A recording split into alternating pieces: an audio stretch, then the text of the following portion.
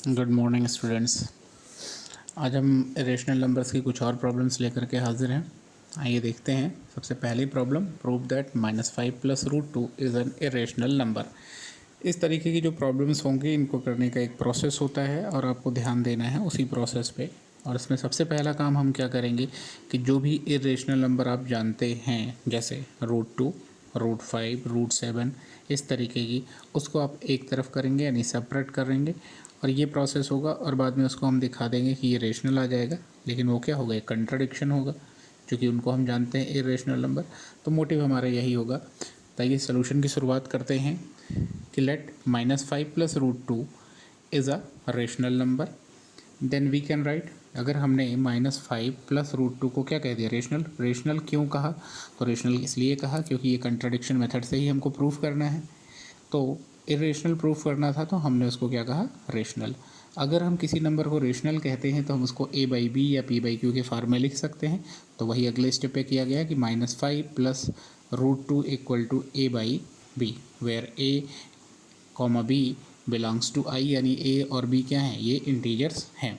इसके बाद अगले स्टेप में क्या करना है आपको, जिस नंबर को आप जानते हैं कि ये इरेशनल है, यानी जैसे यहाँ पे क्या है √2, तो हम इस √2 को सेपरेट करेंगे। तो √2 इक्वल टू क्या हो जाएगा, a/5, और -5 उधर जाएगा तो क्या होगा, प्लस।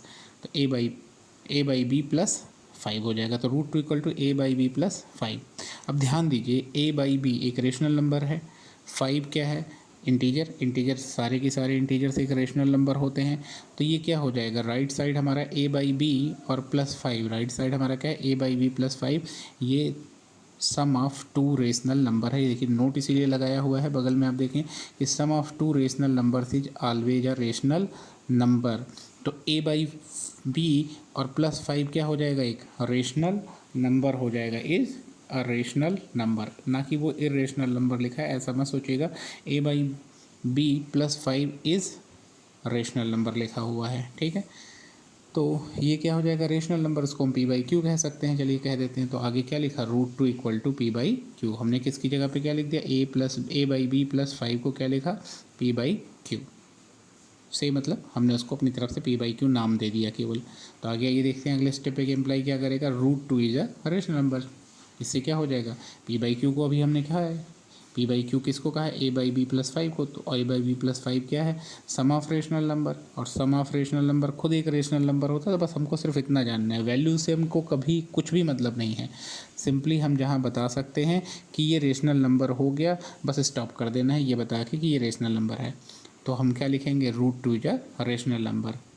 वजह भी बता देंगे, बिकॉज p/q क्या है हमारा, is a rational number as it's sum of two rational number. Because क्योंकि ये क्या है, ये दो रेशनल नंबर का सम है।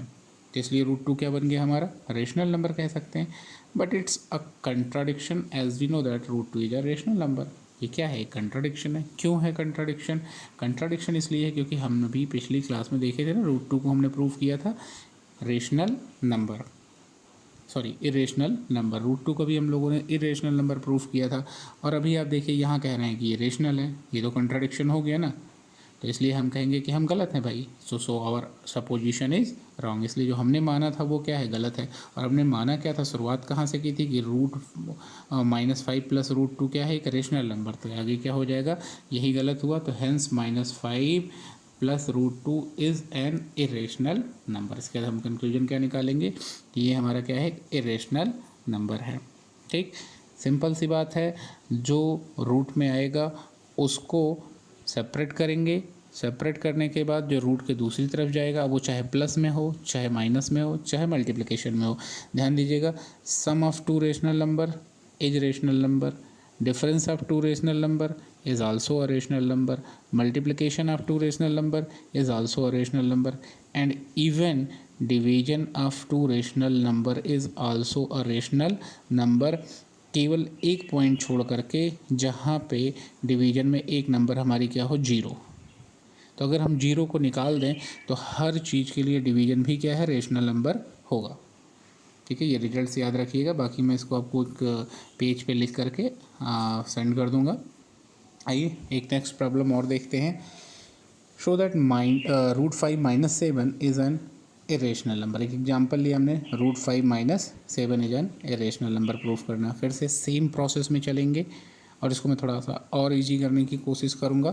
तो ये देखते हैं कि suppose √5 - 7 is a rational number. सबसे पहले शुरुआत यही होगी कंट्राडिक्शन के लिए, तो हम इसको रेशनल नंबर मानेंगे।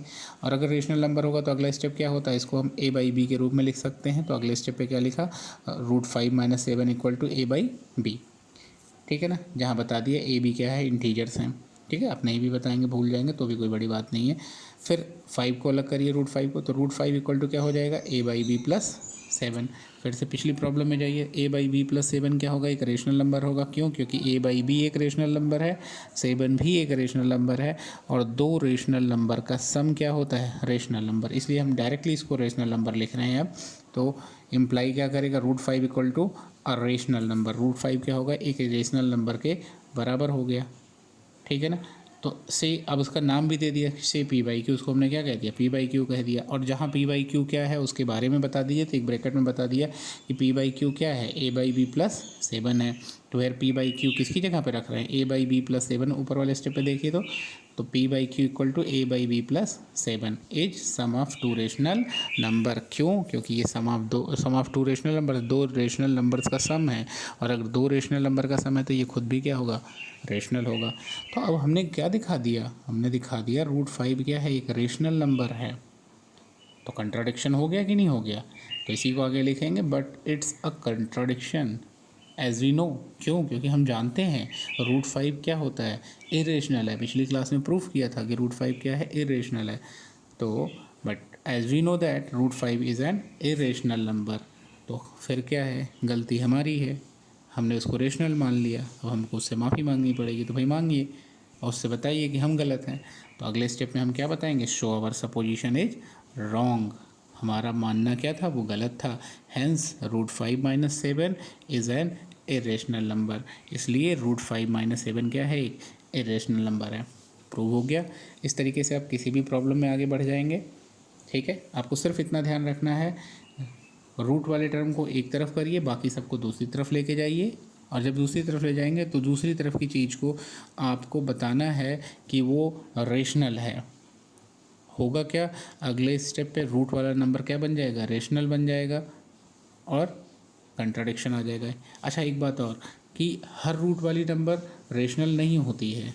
हर प्राइम नंबर का रूट जो होगा, हर प्राइम नंबर का रूट जो है वो इरेशनल होता है। हर रूट वाली नंबर इरेशनल नहीं होती है, हर प्राइम नंबर का रूट जो होता है वो इरेशनल होता है। ठीक है, ये थैंक यू, नमस्कार। फिर मिलेंगे अगले वीडियो में, तब तक के लिए बाय बाय।